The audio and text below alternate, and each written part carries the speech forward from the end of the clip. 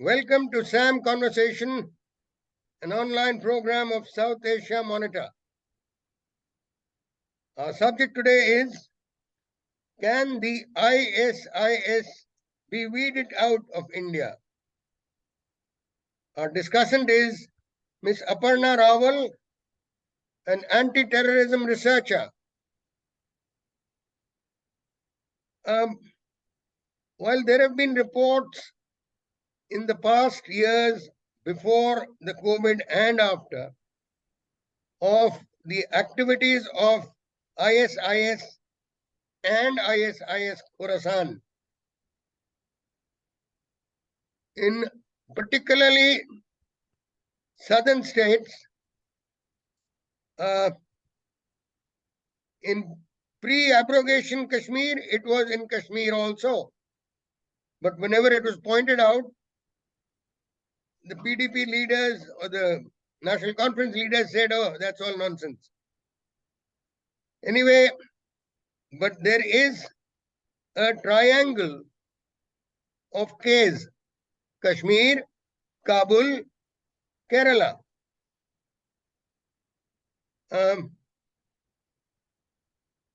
This is a threat which should have been nipped in the bud as and when it happened. But it's not always the way it happens, because incidents happen sporadically here and there. Attention is drawn. Then also what needs to be seen is connections. There are already enough anti-India organizations in India, backed by leftists, and all kinds of use of pseudo secular and what have you. I won't go into all that. But there's no dearth of anti-India activities, anti-India organizations, particularly with leftist bias. Aparna, please start off. Sure, sir. For starters, before we get into more about India-specific issues, I would like to also start out with how ISK came into existence, ISIS Khorasan, how it came to existence in the Afghanistan region.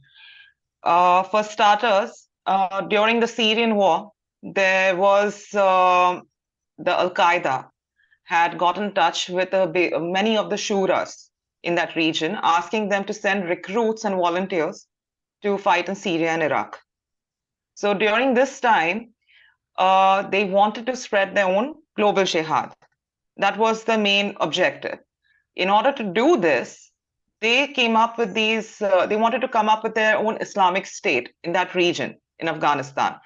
So under these shuras, you had like 4 shuras. You had the Quetta Shura, you had the Peshawar Shura, and then you had Miran Shah Shura. And then there was another office that came out much later from the Quetta Shura. So in this, you had the Haqqanis handling the Miran Shura. So during this time, Al-Qaeda made a contract with these Haqqani network, saying that you send a bunch of volunteers to Syria and we will give you the funding. So during this time, a lot of the objective was that these people would be trained, sent to fight, and eventually they will return home. So we're talking about... Pardon me for just stopping you. Please indicate the rough time that you're talking about. I'm talking about the time during the Syrian war that had happened. No, in terms of 20... We are looking at... this is a time period, more or less around 2014. I will go with the 2014 time period. Okay. I will go with that for now. Yeah. So that way we stay more relevant. So what happened during this time, a lot of these people were sent with the objective that they would be trained by the Haqqanis to go fight. Then they would carry out their global jihad fight for the Al-Qaeda, return home and take the same objectives, aims, goals, and spread the influence in the Afghanistan and the Khorasan region. So during this time, what happened was a lot of these commanders, also like defected commanders from Taliban and all, Taliban was handling like the Quetta Shura and so on, major leaders of Taliban. So these people, instead of working under the Al Qaeda, came out with their own um commanders, which became like important commanders for ISK, ISIS Khorasan, because for them, Khorasan is that region where you have Bangladesh, India, Afghanistan. This is stretching all the way to Maldives as well. And we're also talking about China. It's a very big region. So the idea of global jihad could be spread here. Now, during this time, a lot of these defective Taliban leaders also joined ISK, and the funding was anyway coming in. Al Qaeda, on the other hand, was also giving actual advice to these people. A lot of these groups from LET, LEM, LEJ, all these are also advised by Al Qaeda. And these are the groups that we have seen making a lot of proxy wars. Just a moment. LET is Lashkar-e-Taiba. LEJ. Yes. Lashkar-e-Jamaat. Jamaat. Lashkar-e-Jamaat. Yes. Okay. Yes. Okay. So a lot of these groups were basically coming out from the major big groups and were getting advice by Al Qaeda too. So now coming back more towards the ISK related issue. ISK, since the US exit from Afghanistan, ISK is not facing much of a pressure in terms of counterterrorism. Initially, the US was, countering ISK and they were keeping them in a check. But since the time Taliban has come to power, now the rivalry between ISIS Khorasan and Taliban has started, because Taliban is now functioning like a government, but ISIS Khorasan is still a very big prevalent group in Afghanistan region. They want a monopoly on jihad.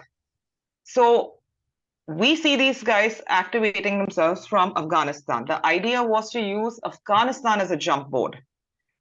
So some of the branches like of ISK that exist in Afghanistan, most of them are in the initial periods, these guys were not directly affiliated with the parent ISIS Central, the one from Syria. These people were just some random groups that came out from defected Taliban, so on, so on. And in order to get recognition from the parent body, the ISIS Central, these people were expected to do acts of spectacular attacks, go after like high profile cases, so that way they can get the donorship. And this okay, pardon me for halting you here again. yes.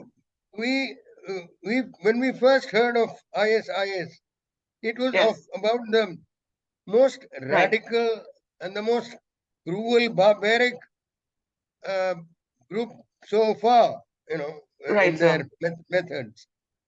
Right, and there was a time that now I want you to bring us to their entry, their entry into India, because this is what is of most maximum concern to us. Right, sir. Absolutely. We have no dearth of problems, but with the ISIS or ISIS Khorasan also, getting into the fray, yes, we need to please. Right, sir. No, the reason why I was emphasizing on these groups is because how they make their way into the country. Now, what has happened is because of the urgency to prove their point, like barbaric deeds, so on, this is something that gets them the kind of funding that they require. So during this time, a lot of people, like from the Middle East, from Pakistan, they have taken this as an opportunity to fund them and to carry out their own goals in the country. For example, like in 2016, a bunch of recruits were caught in India. That I think 2016 was the first time where we actually got to know that ISIS had emerged in India. Then around 2015, we were told that the provinces of Hind Vilayat had been organized. Now, Hind Vilayat, they're saying the headquarters is in Syria, but as the name suggests, Hind Vilayat, province of India, you know, they are in touch with the guys from Syria. But here's the thing. Hind Vilayat, there's a debate on this also. They said that it could be in Kashmir, but ISIS commanders, the core commanders who were interviewed in the past, made a statement saying that they wouldn't want to drive the ISIS agenda specifically around the Kashmir matter, given that there were two countries already fighting over the land. So they didn't want to be caught in that. However, maximum recruits that we have seen, apart from Kerala, are also coming out of Kashmir.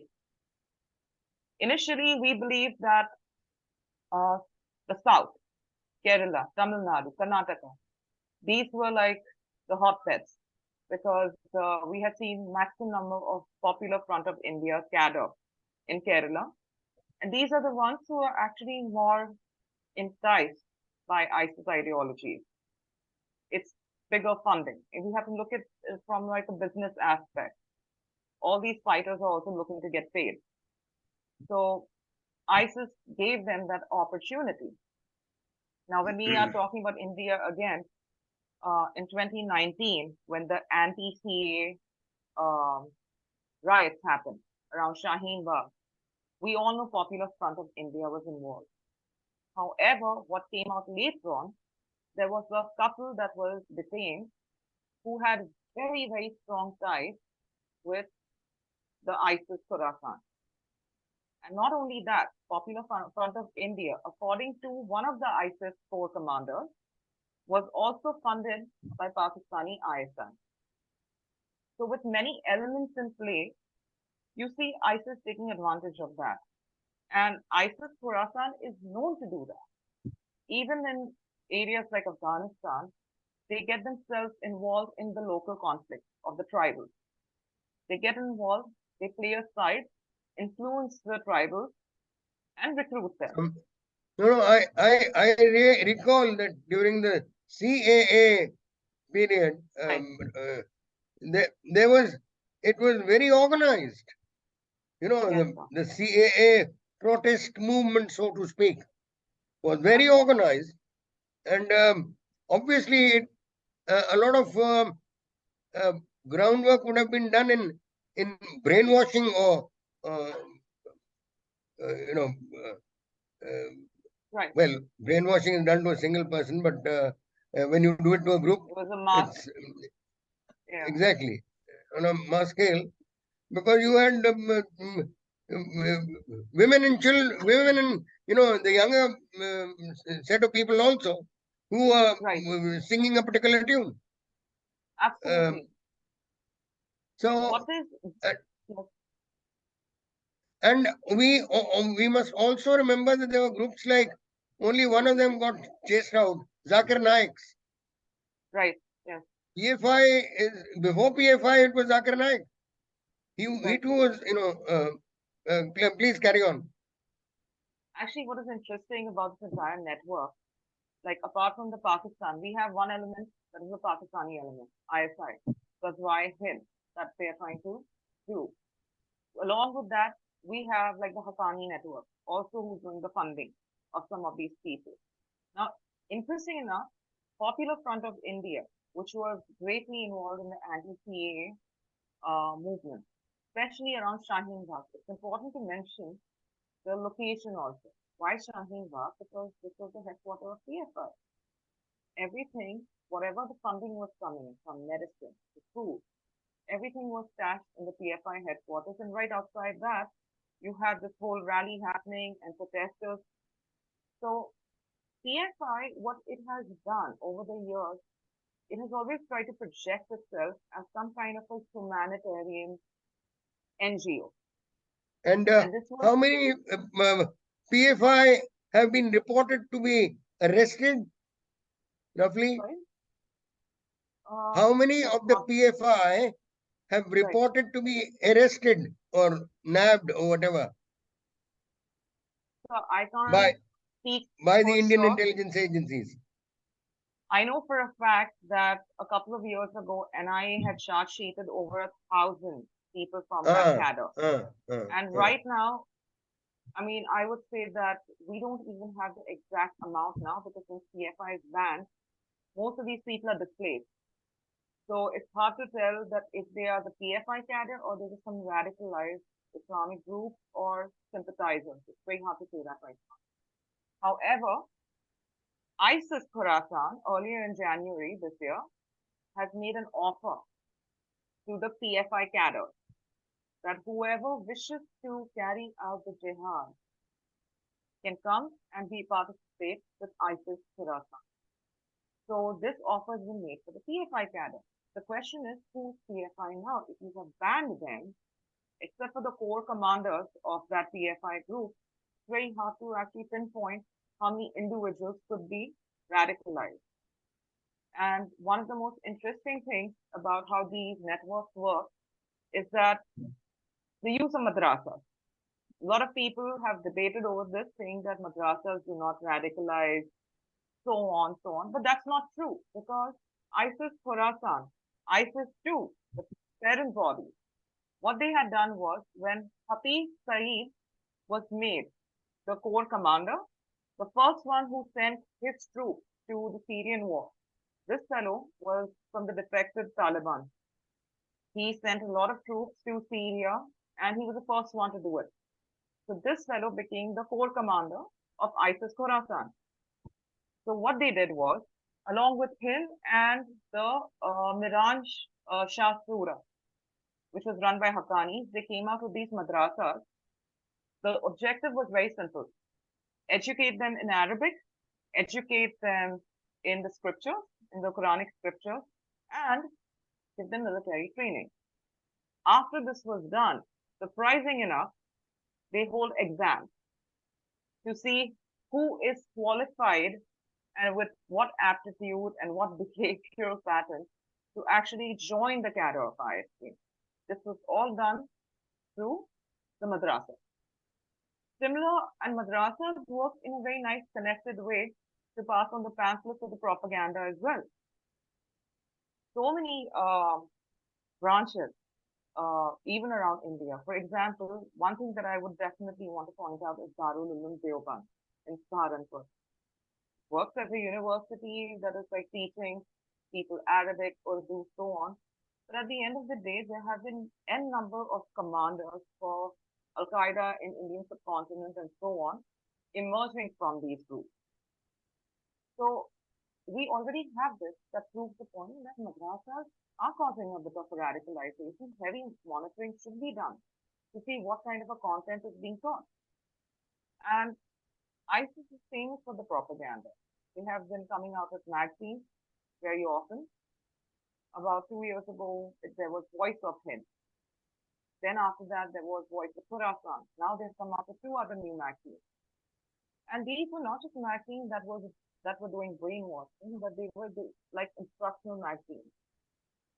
They were guiding the reader on how to cause a jihad. So the time period that we had seen when the first Voice of Khorasan Voice of Hind, when it first came out, the whole objective was very clear. It was to target the BJP government. It was to target the non-Muslims, especially Hindus. So there were some very controversial images that were being placed. There was an image of like Lord Shiva, his head being cut off, ISIS flags being planted on the head. There were talks about how you can finish off a kuffar and how you can be of some value to Islam. So this was your Voice of Hind. But the narrative and the language utilized, we would say, was like not to a refined degree. They started out spreading the leaflets in Dari, Kalipostan, Pashto. Today they have, increased that to English, Urdu, Arabic, Malayali, what is the other one? Hindi. It's increased so that way there is more dissemination. You're going little low on your audio, I think. Can you hear me, sir? Your audio, I think, is going a little low. Okay, I'll try to be a little more loud. Yes. So the thing was that over time, this ISIS propaganda, which was coming out in form of magazines, which started with Voice of Hind first in India, which was not up to the mark in terms of English standards. Like if you read it, it seemed like some radical individual has written it. Interesting enough, the job of content writing was coming from Indonesia, Malaysia. This was being, even Bangladesh actually, even Bangladesh. This content used to go to Pakistan to be reviewed. ISI would review it and then they would distribute it. This is a confirmed fact. It's the same ISI which is funding PFI to do whatever they had to do within the country. Now, Voice of Khorasan was a little more on a broader level. This, however, was what we have to understand with ISIS Khorasan guys, is that these people are not uneducated. Not everybody is uneducated. These are people who are actually educated, who are scholars of a higher level. No, on the other hand, I believe they've been trying to attract the highly educated guys also. Absolutely, because the content that started coming out in Voice of Khorasan was not only intelligent compared to the previous one, it seemed radicalized, but they were trying to make a reasoning. Like it seemed more logical compared to the previous one. And these are all instructional at the same time. Since the episode of Nupur Sharma also, since the statement Nupur Sharma made on TV which became controversial, the entire modus operandi changes. They openly announced that they will go after BJP, Hindu community, and they will attack and target every symbol that would be non-Muslim. This was a very clear-cut indication. They had written an article about it and pushed it out in the magazine. Most of the leaflets and everything was being handed down to madrasas or centers, or like these so-called NGOs, which not only encapsulate like the Muslim community, they're also looking at Dalits, and we're also looking at women and children. So this is audio again, please. Audio. Yes. Can you hear me, sir? Hello? Your audio is low.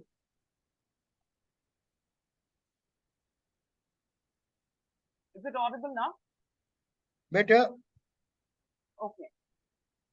So basically, what we are saying is that most of the NGOs and madrasas are being targeted, which has been done for a very long time. At this given point, even if people debate that the madrasas are not radicalizing these people, this is actually not so true, because in terms of ISIS, madrasas have been a primary target for educating people, recruiting, so on. So now we are looking at a whole network that's being formed, bunch of elements, anti-national elements, anti-India elements, who are being utilized. And this is how ISIS Khorasan is actually pouring into the country too. Not to mention, last year, from November to December, there were 2 attacks that had happened in Coimbatore and Mangalore. People were not sure if it was an accidental case or whether it was ruled out as an anti-terrorism case. However, to justify and verify that, ISIS Khorasan has made a claim. They were failed attacks, but they have made a claim on that. That these attacks were carried out by their camp. So this is one thing that's already happening.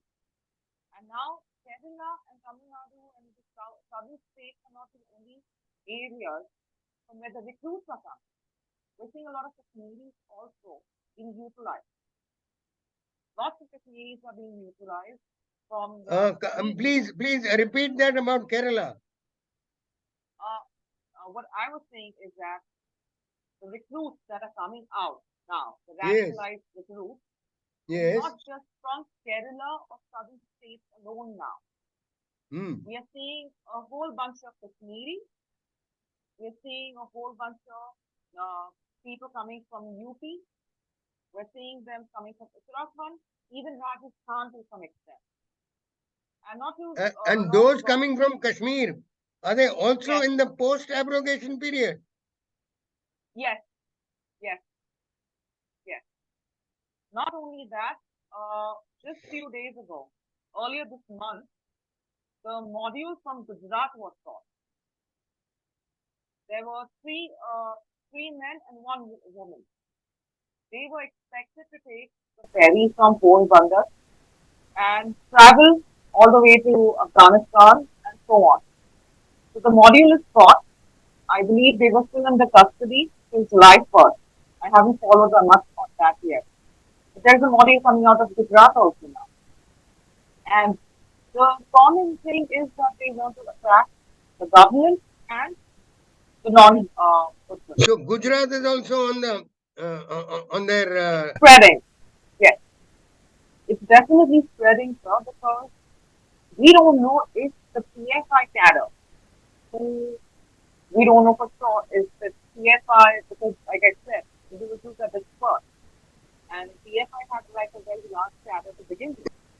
So what I'm saying is that the cadre of the PFI is quite a bit. Before they were banned, they only banned for 5 years. So in those 5 years that they're banned, they will be trying to collect bonuses and funding to do something more extraordinary. And people like ISK, Al-Qaeda, these guys are always looking for such groups, especially for the funding, the donorship. Idea is to spread the word. So with this kind of thing happens, hard to say it's total new space now. This will spread like cancer. So to be smart, if we not only to the technology that is shadows are using about that would be the I think we. What emerges is that while actions have been taken by NIA and other Indian agencies, but much more needs to be done now to weed out. We cannot afford to have any of these groups hanging on and doing more damage than already has been done. There is a tremendous, movement on to try to negate what has been achieved in the last, say, decade or so. And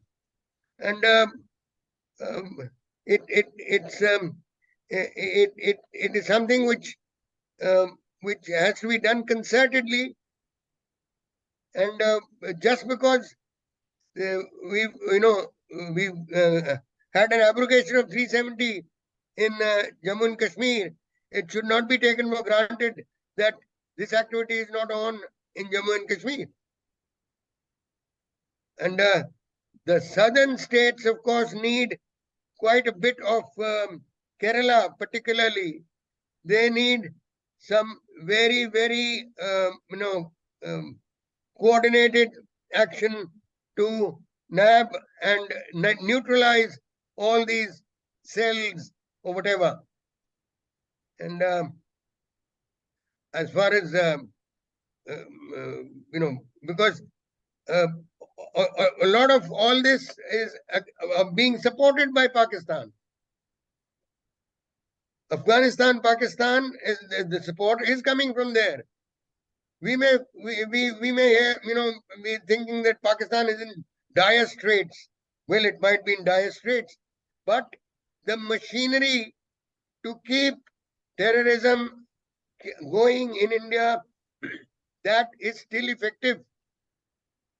That must be borne in mind.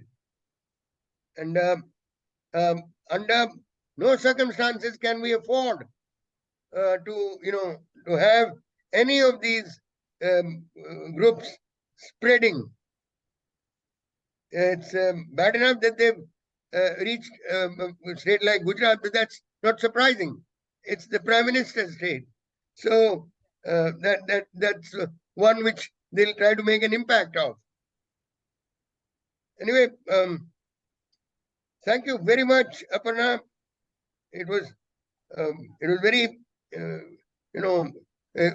good to have a lot of facts coming out from you, and thank you very much.